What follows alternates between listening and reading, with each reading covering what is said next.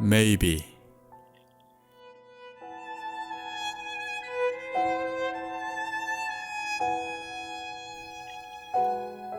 바람에 떠돌다 어느 날 내려앉은 곳. 흙도 없고 물도 없고 빛도 없다. 살 수는 있는 걸까? 내일은 있는 걸까? Maybe. Yes와 No 사이에 존재하는 Maybe. 아름답다. 소망이다. Yes로, 가능성으로 쏠려 있는 까닭이다. Maybe 속에 움츠렸던 생명이 드디어 꽃을 피웠다. 그러면 그렇지. 한 줌도 안 되는 흙으로도, 한 모금도 안 되는 물로도 꽃을 피우기에 부족함은 없었다. 이 사진은 버지니아에 위치한 그레이트 폴스에서 찍은 것입니다. 이 바위가 위치한 곳은 숲이 울창하게 우거져 있습니다. 그래서 해가 중천에 떴을 때만 잠시나마 빛을 볼 수 있는 곳이죠.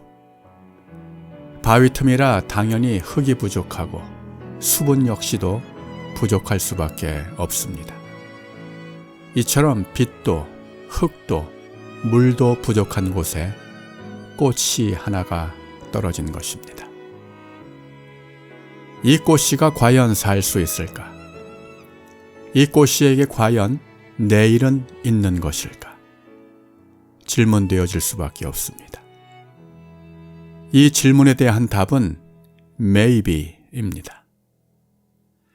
Maybe라는 단어는 이 세상에서 가장 아름다운 단어 중에 하나입니다. 그 이유는 가능성으로, 긍정으로, Yes로 쏠려 있기 때문입니다. Maybe는 Yes와 No의 중간을 의미합니다. 긍정과 부정의 확률이 50%이기 때문입니다. 그러나 이 말을 사용하는 사람의 마음은 언제나 Yes로, 긍정으로 기울어져 있습니다. 그래서 Maybe는 아름다움이고 소망이며 설레임인 것입니다. 광야와 같은 이 세상을 살아가는 우리 모두는 어쩌면 다 Maybe의 인생일 것입니다. 현재 우리의 삶의 모습과 형편과 처지가 어떠할지라도 Maybe에서 크게 벗어나지 않는 삶일 것입니다. 그러나 바위 틈에 활짝 핀 꽃을 보며 소망을 갖게 됩니다.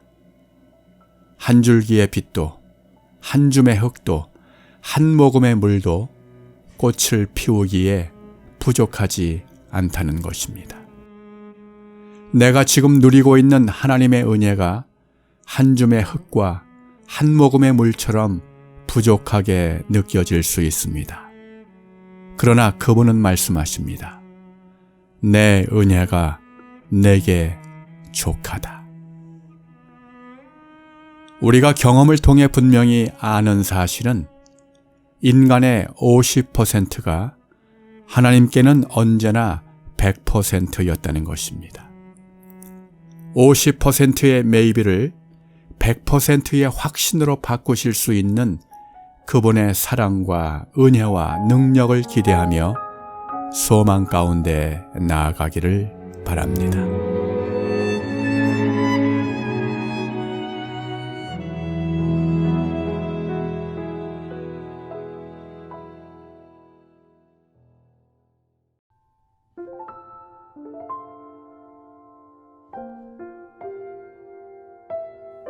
생명을 나누는 아름다움이라야.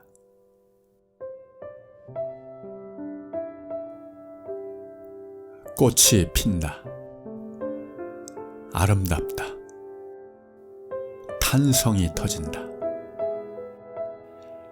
그런데 과연 꽃은 왜 피는 것일까? 꽃이 피면 드러나는 것이 있다. 꽃술이다. 꽃술은 씨앗이다. 그것은 생명이다. 아름다움 속에 담겨진 생명, 그분의 신비다. 씨앗을 품은 아름다움이라야, 생명을 잉태하는 아름다움이라야, 그분의 생명을 나눌 수 있으리라.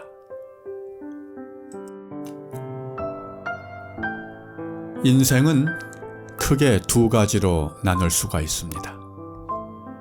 꽃을 추구하는 인생과 생명을 추구하는 인생입니다.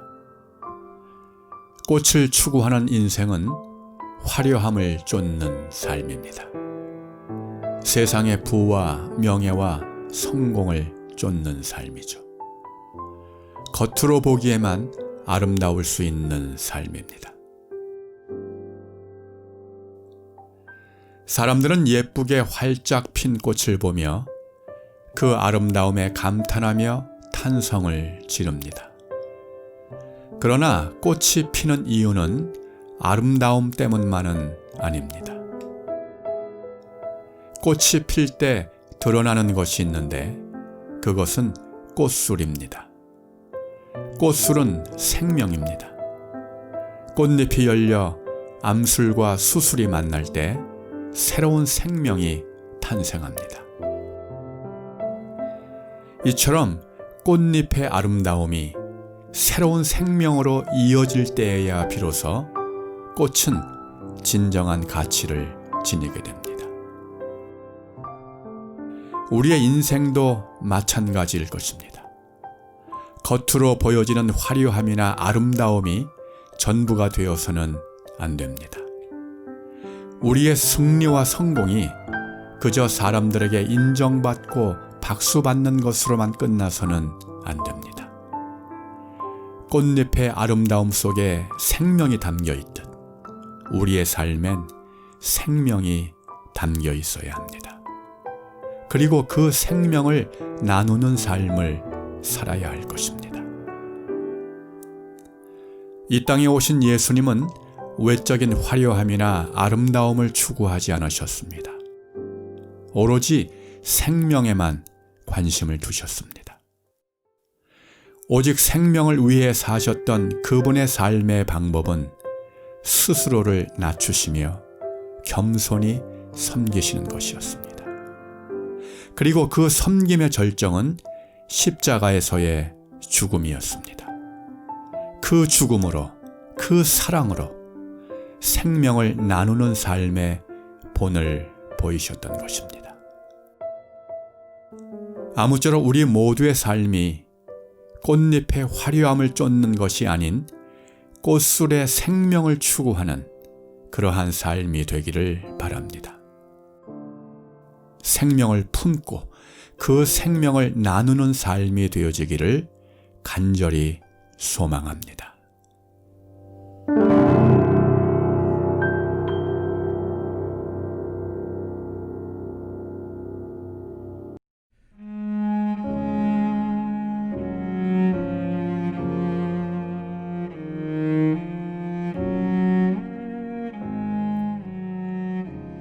나무의 죽음.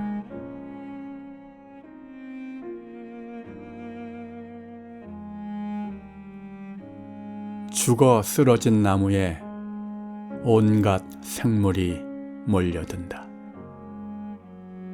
나무의 죽음은 곧 또 다른 생명의 시작이다. 흔적이 없어져 흙으로 돌아가기까지 살아온 세월만큼이 필요하다. 그러나 그것은 공급하는 시간이며 나누는 시간이며 살리는 시간이다. 생명이 있을 때는 5%밖에 안 되던 살아있는 세포가 죽어서는 45%가 되는 것이 이를 증거한다. 숲, 죽은 나무가 남긴 위대한 유산이다. 거기에 더불어 살아가는 무수한 생명들이 있다. 보이지 않는 손이 보일 듯하다.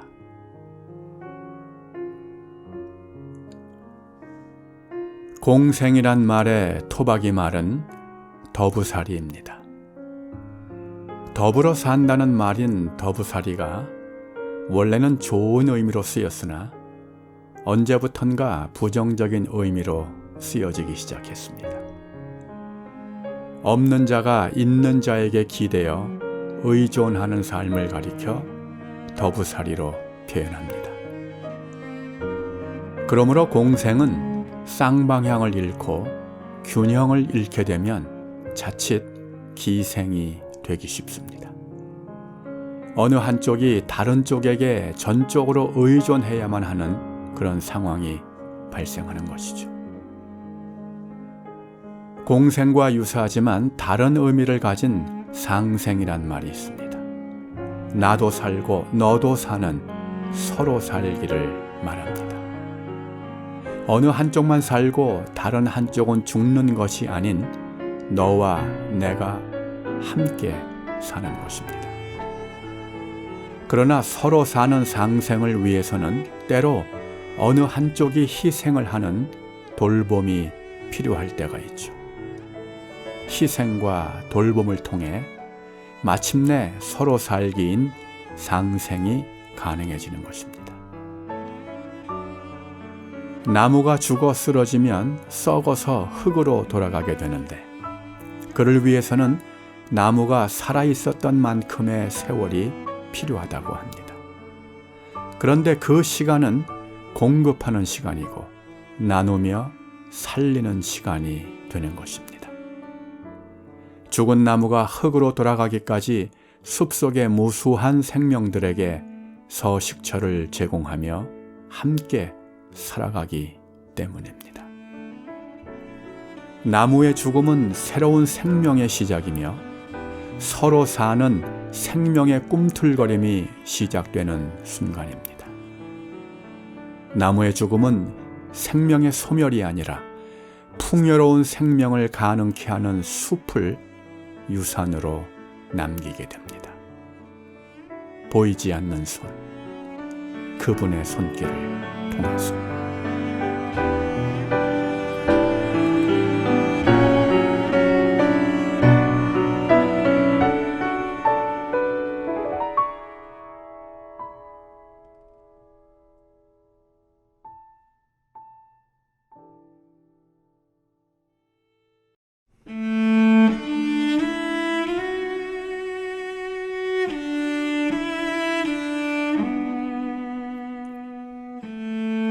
러브는 죄로다.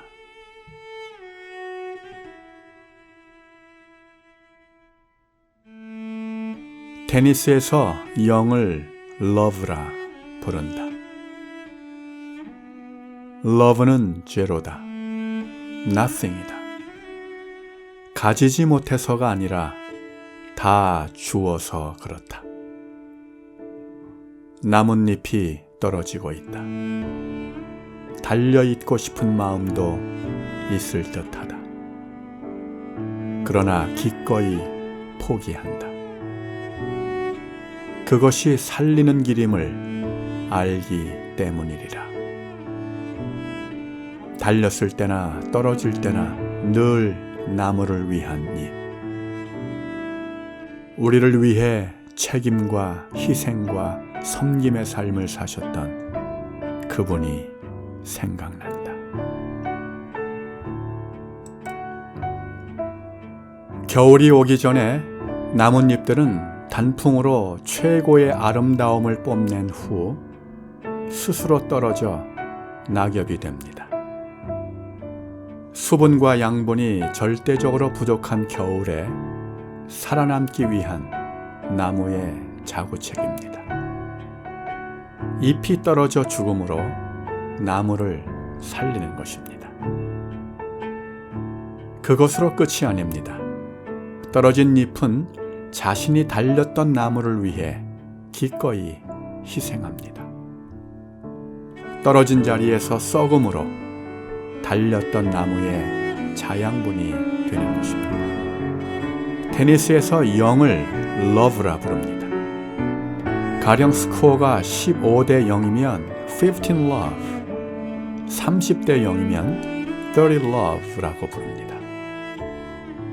0을 love라고 하는 이유는 사랑의 속성을 보면 쉽게 이해할 수 있습니다. 사랑은 주는 것입니다. 사랑이란 자신의 것을 주고 또 주고 다 주어서 결국 자기 자신은 아무것도 가지지 않게 되는 것입니다. 영어에서 용서를 의미하는 단어가 forgive입니다. 이것은 for 어떤 대상을 위하여 give 주는 것을 말합니다. 사랑은 아낌없이 자신을 내어주는 것을 의미합니다. 그래서 사랑은 용서를 가능하게 합니다. 우리를 위해 독생자를 주신 하나님의 사랑이 그랬습니다. 우리를 위해 십자가 위에서 생명을 내어주신 예수님의 사랑이 그랬습니다. 모든 것을 포기하고 다 주어서 자신은 아무것도 가지지 않은 그 사랑이 우리 모두를 영원히 살게 했던 것입니다.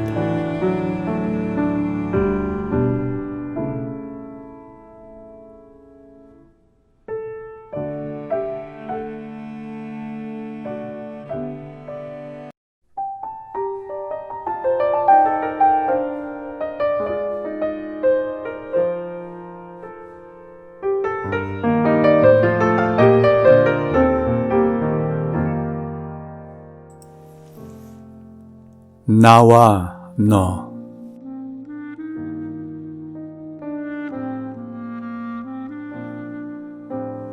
나로서 가질 수 있는 관계는 크게 두 가지다. 나와 그것, 나와 너. 나와 그것은 사물과의 관계로서 비인격적이다. 이해와 격려와 나눔을 기대할 수 없다. 나와 너는 대화적이요 상호 의존적이며 인격적이다. 따뜻함과 풍요로움과 아름다움이 있다. 이웃과 하나님, 나와의 관계의 대상이다. 나와 그것, 나와 너, 둘 중 하나다. 두 그루의 나무가 있다. 저들의 관계가 곧 저들의 삶이다. 신학자 마틴 부버는 나와 너라는 책에서 두 가지 관계에 대해 말합니다. 첫째가 나와 그것, I and it의 관계이고, 둘째가 나와 너, I and thou의 관계입니다. 나와 그것의 관계는 영어에서 it가 의미하듯 상대를 사물처럼 대하는 것입니다. 어떤 사람을 물건 대하듯 그것이라고 표현한다면 그에 대한 인정과 사랑과 존경은 기대할 수가 없죠. 나와 너의 관계는 다릅니다. 이것은 인격적인 관계죠.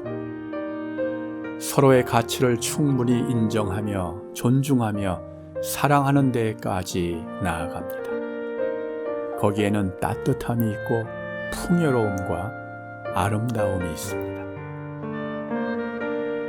성경은 모든 인간이 나로서 관계를 맺을 수 있는 두 개의 너에 대해 말하는데 그것은 하나님과 이웃입니다. 모든 인간이 피할 수 없는 관계죠. 인간은 이 나와 하나님, 나와 이웃과의 관계를 나와 그것 혹은 나와 너 둘 중 하나의 관계로 만들 수밖에 없습니다.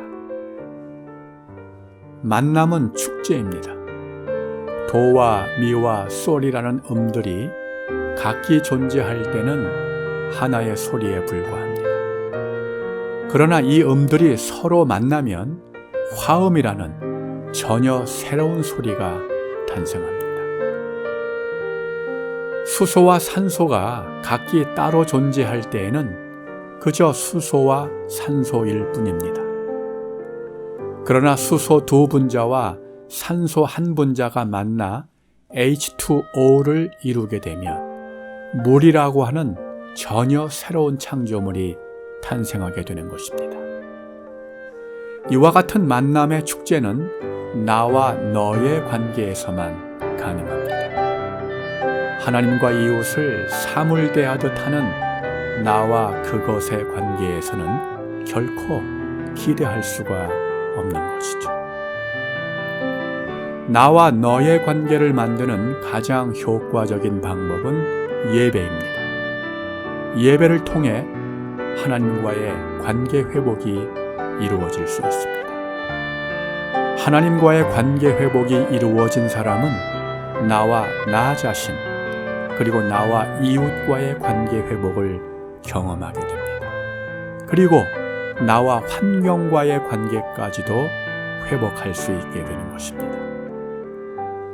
이해와 격려와 나눔, 기쁨과 감사와 영원한 생명이 있는 나와 너의 관계 속에서 매일매일의 삶이 이어질 수 있기를 간절히 소망합니다.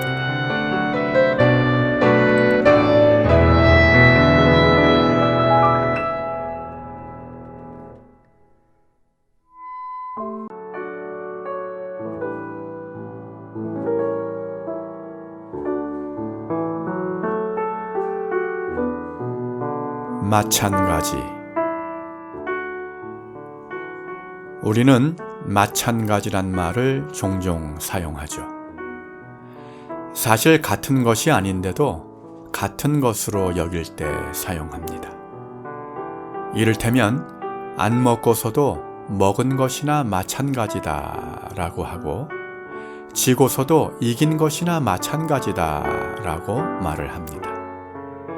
심지어는 버젓이 살아있는 것을 보고서도 죽은 것이나 마찬가지다 라고 표현을 합니다. 이 마찬가지란 말은 마치 한 가지란 말이 줄어서 된 것이죠. 마치 한 가지가 마찬가지가 된 것입니다. 가지에 잎사귀가 여러 개 달려있을 때 그것들이 각기 달리 보일지라도 그것이 달려있는 가지는 똑같은 가지, 즉 한 가지입니다. 그러니까 마찬가지란 말은 겉보기는 달라도 그 근본을 따지면 마치 한 가지와도 같다는 의미인 것입니다. 사무엘상 30장에는 마찬가지의 좋은 예가 되는 아름다운 이야기가 소개되고 있습니다. 장소는 부솔 시내라는 곳입니다. 다윗과 그의 부하들이 자리를 비운 사이에 아말렉 군대가 시글락 마을을 공격해서 다윗과 그 부하들의 아내들과 자녀들뿐 아니라 모든 재산을 약탈해 갑니다. 다윗은 이 모든 것들을 다시 찾아오기 위해 600명의 군사와 함께 아말렉으로 가다가 부솔 시내에 당도합니다. 그런데 여기서 200명의 낙오자가 생겨 400명만이 아말렉으로 가게 됩니다. 결국 잃었던 모든 것을 되찾을 뿐 아니라 많은 전리품까지 얻어 다시 부솔 시내로 돌아오게 되죠. 이때 문제가 발생합니다. 작전 수행을 위해 더 수고한 400명의 부하들 중 일부가 낙오된 200명에게는 다시 찾은 재산이나 전리품을 주지 말자라고 주장한 것이죠. 함께 수고하지 않은 사람들에게 같이 나누는 것은 불공평하다라는 생각이었던 것입니다. 그러나 다윗은 모두에게 공평하게 나눌 것을 명했고 그것을 이스라엘의 율례와 규례로 삼았던 것입니다.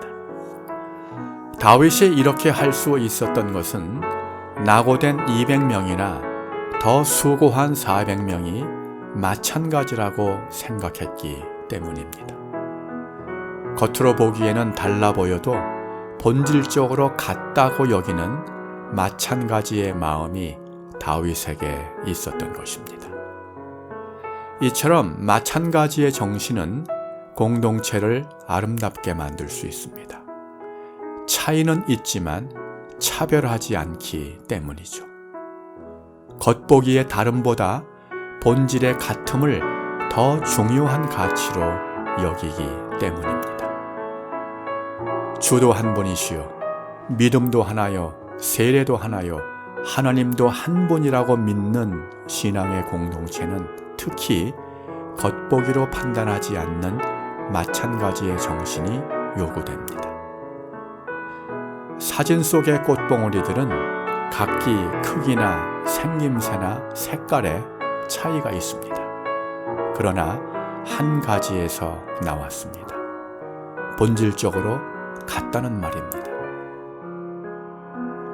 마찬가지인 것입니다.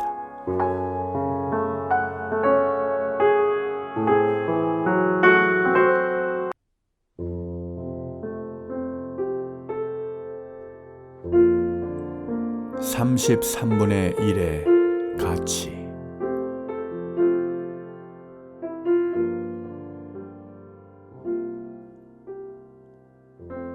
셔터를 33번 눌렀다.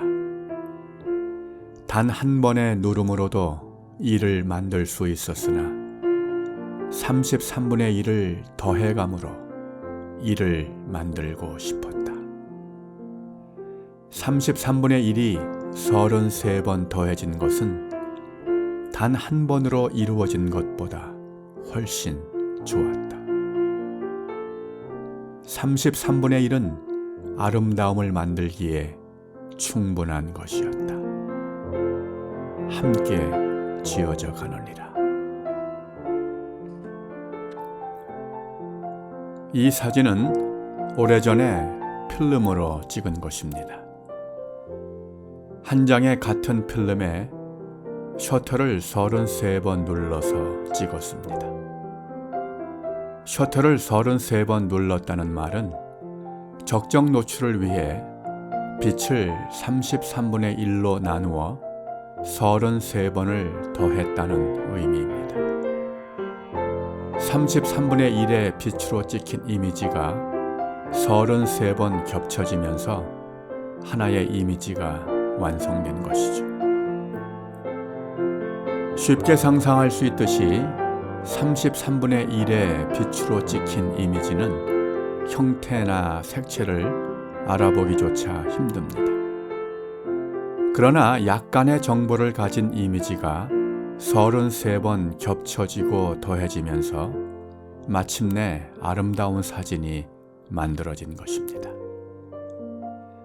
33분의 1이란 어쩌면 가볍게 여겨지거나 쉽게 무시될 수 있는 숫자입니다. 그러나 33분의 1이 계속 더해지면서 얻어지는 가치를 생각하면 그것은 결코 작은 것일 수 없는 것입니다. 무지개가 있습니다. 공기 중에 있는 물방울에 비친 햇빛이 굴절되면서 만들어지는 것이 무지개입니다. 보통 사람들은 빛이 흰색이라고 생각을 했는데 무지개를 보면서 흰색이 아니라는 것을 알게 되고 나아가 여러 가지의 색깔로 이루어진 것임을 알게 됩니다.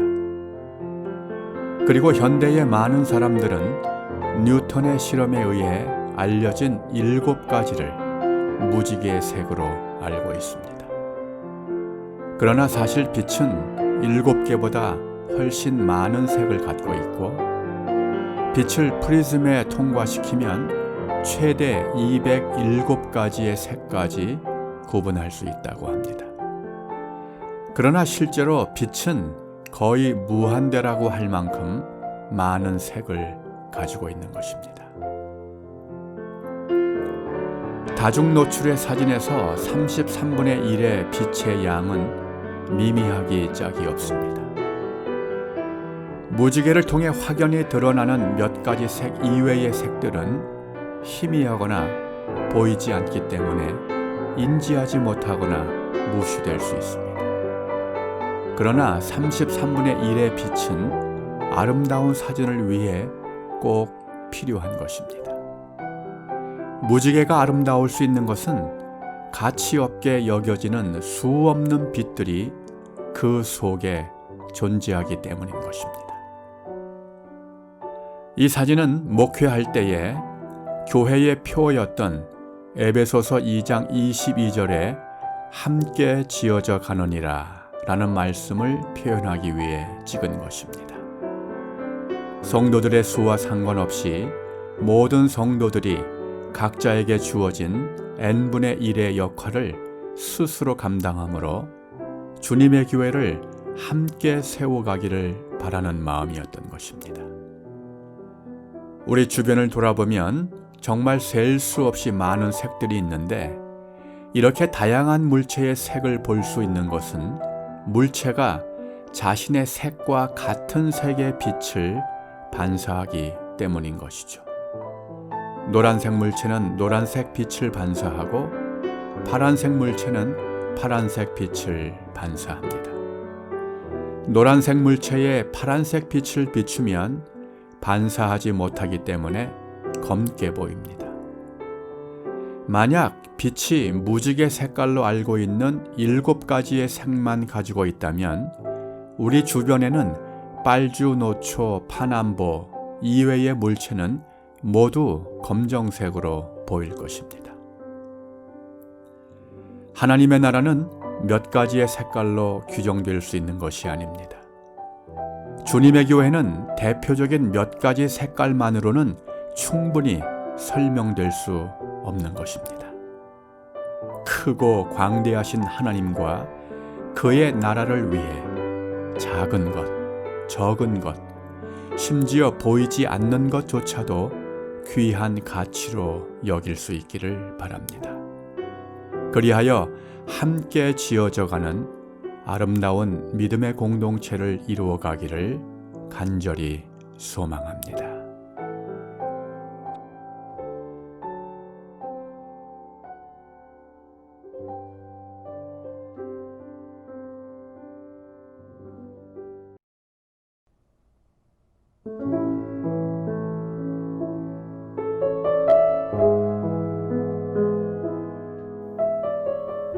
아침의 소망.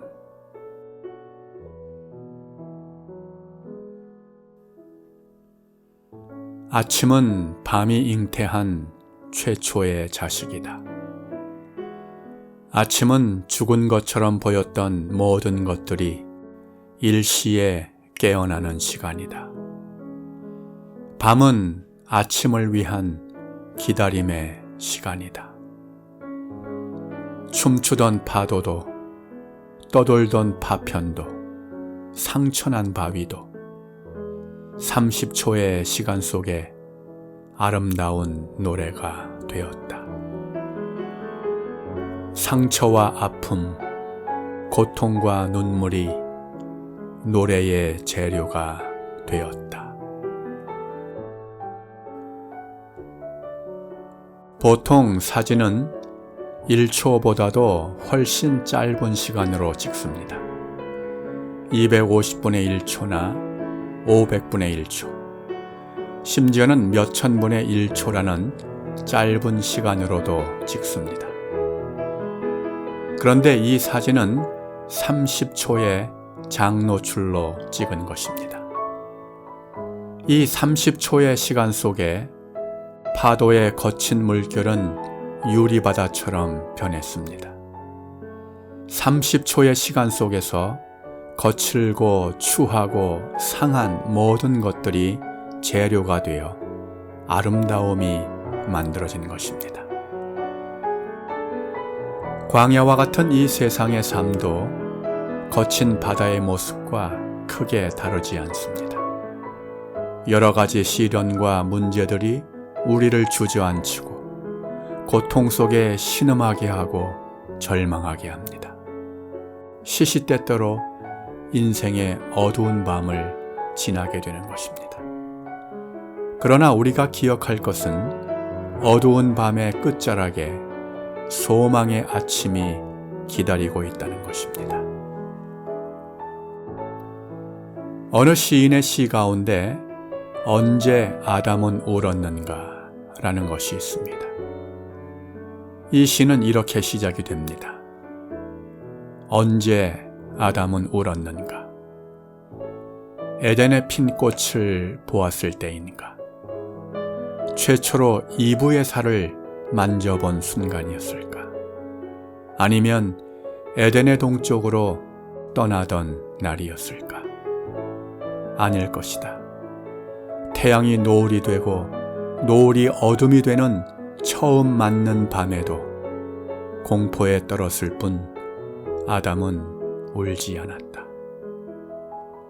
아담은 울지 않았다. 다만 아담이 운 것은 정확하게 천지 창조 7일째 되는 날, 아침 해가 어둠 속에서 불쑥 솟아오를 때, 아담은 그때 목 놓아 울었으리라. 이 시는 아담이 태어난 후에 최초로 맞는 밤과 아침에 대한 문학적 상상을 통해 아담의 심정을 표현하고 있습니다. 태어나서 처음 맞는 밤과 아침에 대한 지식이 없었다라고 가정하면 태양이 노을이 되고 노을이 어둠으로 바뀌는 순간 아담에게 닥친 두려움과 공포는 실로 대단했을 것입니다. 그 어두운 밤이 지속되는 동안 아담이 느꼈을 절망감은 쉽게 상상할 수 있을 것입니다. 그러나 그 긴 어두움의 끝자락에 마침내 아침 해가 불쑥 솟아오를 때 아담은 목 놓아 울 수밖에 없었을 것입니다. 태어나자마자 내일을 알 수 없는 어둠 속으로 빠져들 때의 그 절망감에서 해방되는 순간 감격의 눈물을 흘릴 수밖에 없었을 것입니다. 우리가 살면서 때로 인생의 어두운 밤을 지나게 되는데 그때마다 드는 생각은 과연 내일은 올 것인가 하는 것입니다. 붉은 태양이 떠오르는 새로운 아침을 맞이할 수 있을까 하는 것이죠. 그러나 아침은 밤이 잉태한 최초의 자식인 것을 알아야 합니다. 소망의 아침은 반드시 옵니다. 아침이 오면 죽은 것처럼 보였던 모든 만물이 일시에 깨어나듯이 우리 안에 움츠리고 죽은 것처럼 보였던 모든 것들이 살아나게 될 것입니다. 마침내 어둠 속의 모든 고통과 아픔과 상처들은 그분을 찬양하기 위한 재료가 될 것입니다.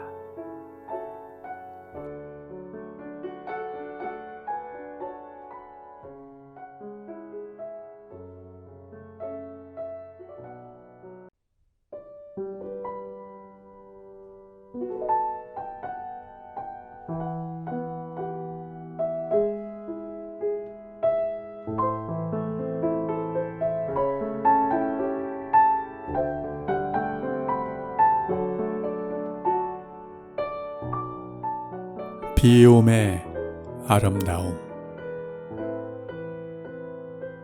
세상은 비움보다 채움의 가치를 둔다. 그래서 사람들은 자신을 채우기 위해 남을 비우는 것도 주저하지 않는다. 그러나 세상의 이런 고집에도 불구하고 비움이 채움보다 아름답다는 것은 여전히 진리이다. 자신의 모든 것을 비우고 십자가를 선택하신 그분의 삶이 그것을 증명한다. 산은 땅 중에 제일 높다. 그러나 산은 언제나 하늘 아래에 있다. 이 땅에서 아무리 많은 것으로 채운 그 누구도 모든 것을 다 비우신 그분보다 높아질 순 없다.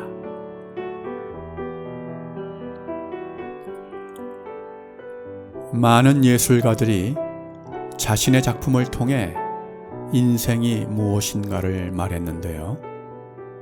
그 중에 로댕은 hands, 즉 손이라는 작품을 통해 그렇게 했습니다. 부제가 인생이라고 붙여진 hands는 무엇인가를 잡으려고 허공을 향해 뻗은 두 손을 조각한 것입니다. 원하는 것을 잡기 위해 두 손을 뻗어 움켜쥐었는데 손을 펴보면 아무것도 없고, 그래서 다시 뻗어 시도하지만 역시 아무것도 잡지 못한 빈 손을 발견하는 것이 인생이라는 것을 로댕은 작품을 통해서 말하고 있는 것입니다. 많은 사람들은 대체로 비움보다 채움에 가치를 둡니다. 채우는 것이 높아지는 것이고 채워야 행복해진다고 생각하기 때문입니다. 그래서 그 채움을 위해 무수히 손을 뻗어 움켜쥐기를 시도합니다. 그러나 잡은 손을 펴보면 아무것도 없는 빈 손을 발견합니다. 때로 무엇인가 잡은 것처럼 보여지는 것들도 실은 별 대단한 가치가 아닌 것들이 대부분인 것입니다. 삶의 양식은 크게 두 종류로 나눌 수 있는데요. 하나는 소유 양식이고 다른 하나는 존재 양식입니다. 소유 양식으로 살아가는 사람은 소유에서 삶의 의미와 가치를 찾습니다. 그것이 돈이든 명예든 권력이든 소유하고 성취한 것을 통해 가치를 평가합니다. 그러나 존재 양식으로 사는 사람은 소유보다는 내가 어떤 사람인가에 더 관심이 있습니다. 내가 어떤 존재인가가 나의 가치를 결정한다는 생각인 것이죠. 신앙으로 산다는 것은 존재 양식으로 사는 것을 의미합니다. 신앙의 목적은 이 땅에서 얼마나 많은 것을 소유하느냐가 아니라 하나님 앞에 얼마나 올바른 존재로 살아가느냐 하는 것입니다. 요즘 사순절을 지나며 특히 묵상되어지는 것이 예수님의 비움입니다. 낮아지심으로, 섬기심으로, 죽으심으로 비움이 채움보다 아름답다는 것을 증거해 주셨습니다. 사진에서 보다시피 산은 땅 중에 제일 높습니다. 그러나 산은 언제나 하늘 아래에 있습니다.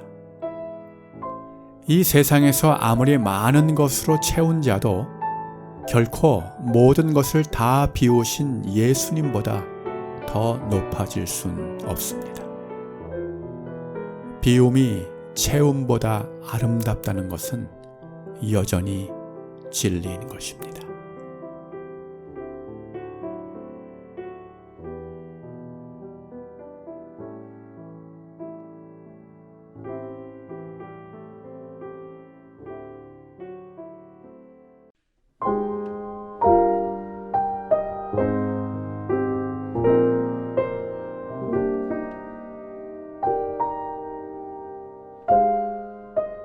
보이는 것이 전부일까?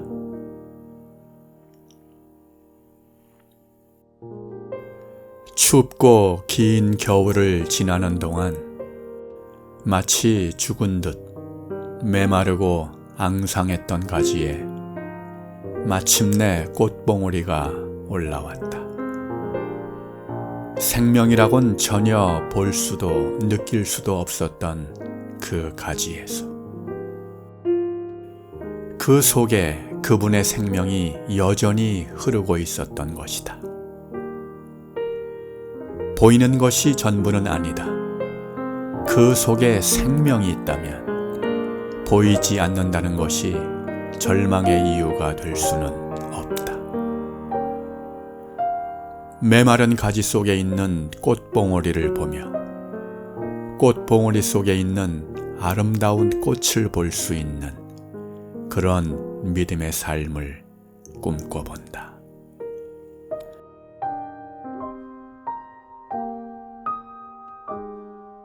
마렉 플라스코의 작품 중에 제8요일이란 것이 있습니다. 전쟁 후에 폐허가 된 폴란드의 수도 바르샤바를 배경으로 일어난 4일 동안의 이야기를 담은 것이죠. 이 도시에는 하루 종일 비가 내립니다. 거리에도 사람들의 마음에도 구질구질 비가 내립니다. 어깨는 처져 있고 눈빛은 힘이 없습니다. 어쩌다 하루살이로 태어났는데 하필이면 비 오는 날 태어나서 제대로 한번 날아보지도 못하는 인생입니다. 그래도 한번 날아나 보자 하고 날개를 퍼덕였는데 그만 떨어지는 빗방울에 맞아 곤두박질을 치는 인생입니다. 그들은 진정한 쉼과 안식을 원하지만 주어진 7일 속에서는 얻을 수가 없어서 제8요일을 희구하게 됩니다. 작품 중간에서 주인공 아그네스카는 중얼거리듯이 독백을 합니다. I wanna be a little sun. I wanna be a little sun. 작은 태양이 되고 싶다. 아그네스카의 소망은 자신이 작은 태양이 되어 구질구질하게 내리는 비를 멈추고 싶었던 것입니다. 삶을 우울하게 하고 절망하게 하는 그 비를 멈추게 하고 싶었던 것이죠. 사진 속의 목련은 마치 죽은 것처럼 보이는 앙상한 가지만을 드러낸 채 추운 겨울을 지납니다. 생명의 흔적조차 느끼기 힘든 그러한 모습을 한 채로 말이죠.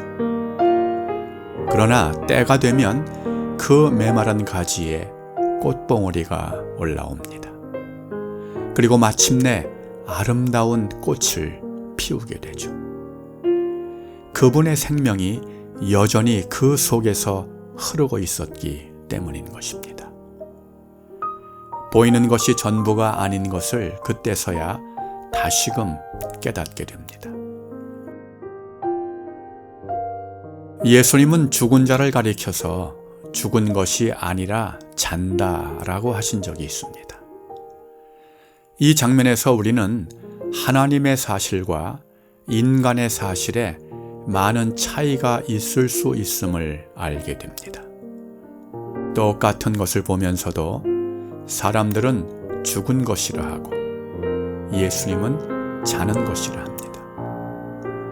그러나 믿음이란 하나님의 사실을 나의 사실로 받아들이는 것임을 기억할 필요가 있습니다. 사람들에게 보여지는 것이 전부가 아니라는 말이죠. 요즘 우리가 맞이하는 상황이 녹록치가 않습니다. 들리고 보이는 것들에게서는 희망을 찾기가 쉽지 않습니다. 그러나 우리가 보는 것들이 전부가 아님을 다시금 기억해야만 합니다.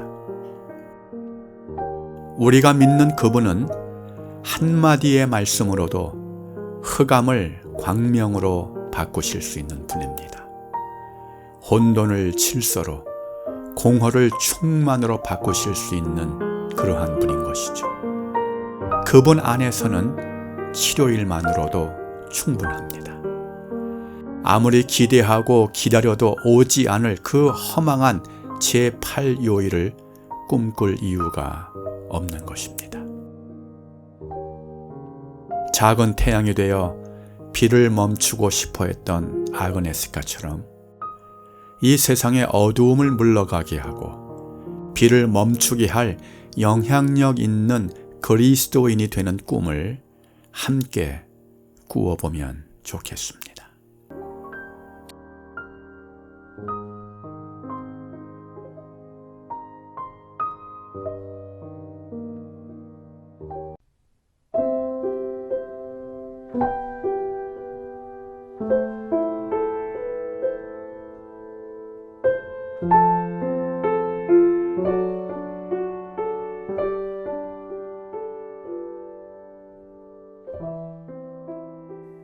하물며 우리 일이야.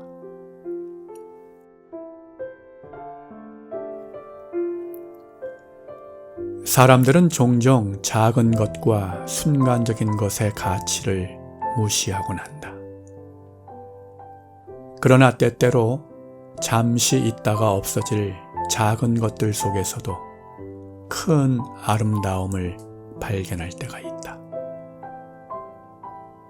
한바탕 굵은 빗줄기가 떨어진 후 작은 들풀에 물방울이 맺혔다. 이내 없어질 것들이지만 그분을 자랑하며 최고의 아름다움을 뽐내는 이 작은 물방울들이 무척이나 사랑스럽다. 잠시 있다가 사라질 작은 물방울일지라도 이토록 아름답게 만드시는 그분일진데 하물며 우리 일이야.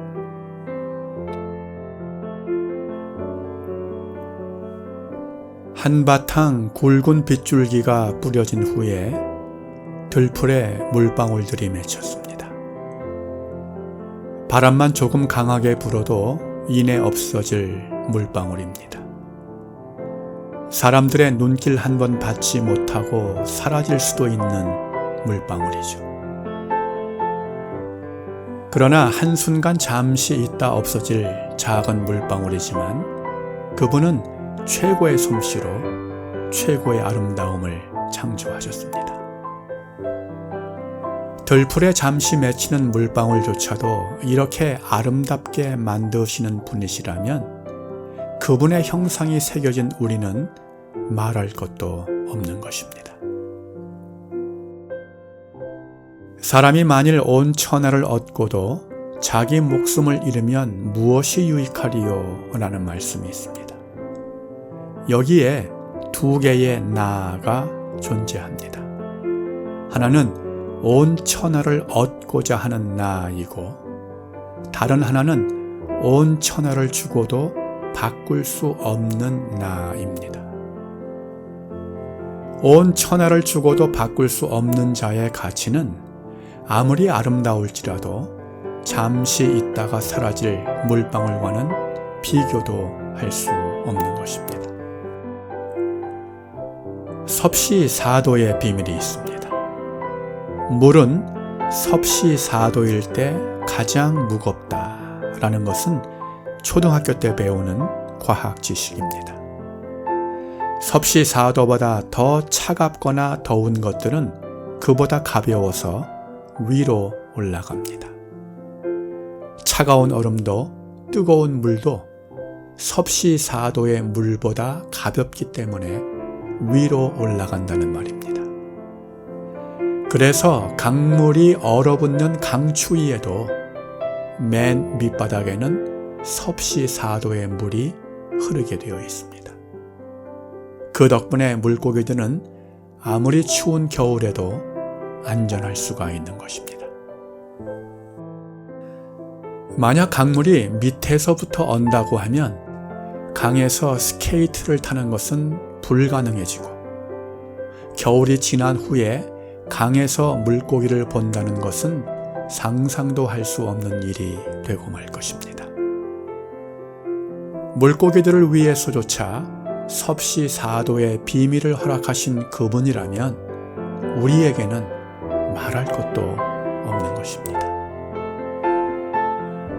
요즘 주변 상황들로 인해 삶이 많이 위축되고 모든 것이 멈춰진 느낌입니다. 그러나 스탑 사인은 그 목적이 우선 멈춤을 넘어 방향 전환임을 기억할 필요가 있습니다.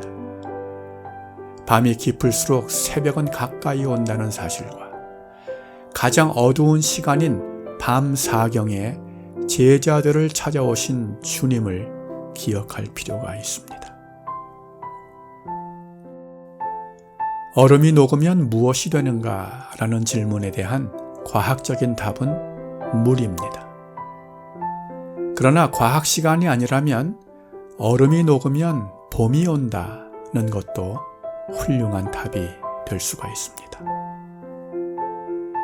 꽁꽁 얼어붙은 강물의 맨 밑바닥에서 섭씨 4도의 은총 속에 동면을 취하는 물고기들처럼 우리들의 멈춤의 시간들이 새로운 도약을 위한 준비와 충전의 시간이 되기를 소망합니다.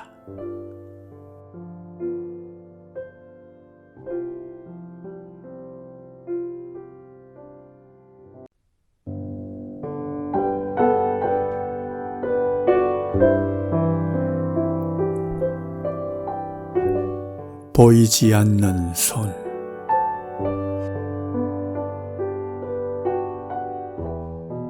뿌리 뽑힌 인생. 던져진 존재라 부른다. 우연한 존재라 부른다.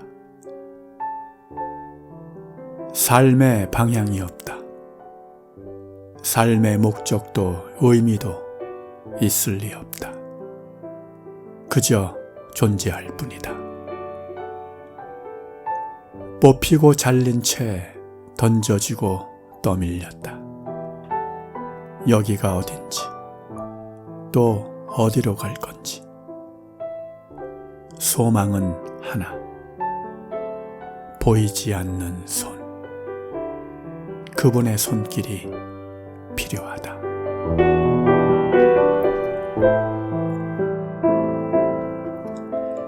프란츠 카프카란 소설가는 하나님의 측량사란 별명을 가지고 있습니다. 성이란 소설에서는 주인공 K가 측량사로 등장합니다. 성이 눈앞에 보이지만 쉽게 찾을 수가 없고 성을 측량하는 것이 불가능하게 됩니다. 설계사이신 하나님을 측량하고자 하는 인간의 모습을 그리고 있습니다.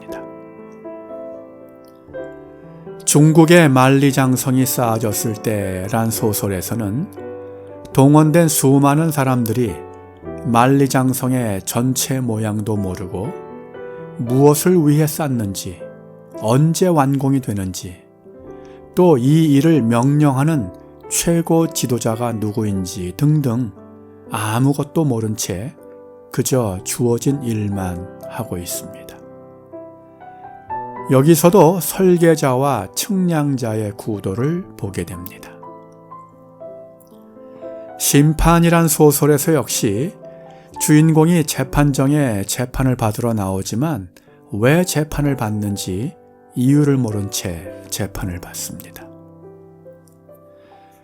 카프카는 인간의 삶이 설계자에 대해 또한 설계자의 의도에 대해 전혀 알지 못하면서 단지 측량만을 해야 한다는 그 사실 속에서 부조리를 느끼게 됩니다. 그래서 인간을 그저 뿌리 없이 던져진 존재, 우연한 존재로 인식하게 됩니다. 결국은 그러한 부조리에 저항하는 것을 자신의 존재 이유로 삼게 되죠. 인류 역사의 한 구석에서는 늘 이와 같은 설계사와 측량사의 구도가 진행되어 왔습니다. 고난주간을 지나며 제일 많이 묵상하는 단어 중 하나가 크로스, 십자가일 것입니다. 우리가 운전을 하다 보면 크로스로드, 십자로를 만나게 되는데 십자로는 두 가지를 가능케 합니다. 만남과 방향 전환입니다. 어느 방향에서 오든 십자로에 오면 만나게 되어 있습니다. 그리고 어느 쪽으로든 방향 전환을 할 수 있게 되죠. 예수님의 십자가 역시 이 만남과 방향 전환을 가능케 합니다. 십자가를 통해 죄인 스스로는 결코 만날 수 없는 하나님을 만나게 됩니다. 그리고 인생의 방향을 근본적으로 바꾸게 되죠. 예수님의 십자가를 통해 하나님을 만난 사람은 더 이상 던져진 존재나 우연한 존재가 아니라 사도 바울처럼 불림받은 자란 고백을 하게 되는 것입니다. 예수님께서 십자가를 지신 사건을 통해 세 가지의 질서를 생각해 볼 수 있습니다. 첫째는 힘의 질서입니다. 모든 것이 힘에 의해 움직여지는 가장 원시적인 질서를 말합니다. 둘째는 법의 질서입니다. 모든 것이 정해진 법에 따라 판단되고 결정되는 질서를 말하죠. 마지막 세 번째가 사랑의 질서입니다. 힘도 법도 아닌 사랑이 동기가 되는 질서를 말합니다. 예수님이 십자가를 지신 것은 하나님의 힘에 굴복한 사건이 아닙니다. 혹은 단순히 하나님이 정하신 법을 지키기 위한 순종도 아니었습니다. 그것은 철저히 사랑이 동기가 되어 이루어진 것이죠. 성경은 증거합니다. 하나님이 세상을 이처럼 사랑하사. 십자가 사건은 우리를 향한 하나님의 사랑 때문에 되어진 일입니다. 우리를 향한 사랑 때문에 예수님은 십자가 위에서 자신을 내어주신 것이죠. 사진 속의 나무는 그 언젠가 뽑히고 잘려 버려진 것입니다. 물결 치는 대로 휩쓸리다 여기까지 떠내려왔습니다. 내일을 알 수가 없습니다. 소망이 있을 리가 없죠. 설계자에 대한 믿음이 없이 단지 이성으로 측량하며 설계자를 이해하려던 그런 인간들의 모습입니다. 이들에게는 오직 예수의 십자가만이 소망입니다. 보이지 않는 그분의 손을 잡아야 합니다. 그리하여 더 이상 던져진 우연한 존재가 아니라 불림받은 그분의 자녀로 살아야 할 것입니다. 더 이상 힘이나 법이 아닌 하나님에 대한 사랑이 동기가 되어 이루어지는 믿음의 삶이 되어야 할 것입니다.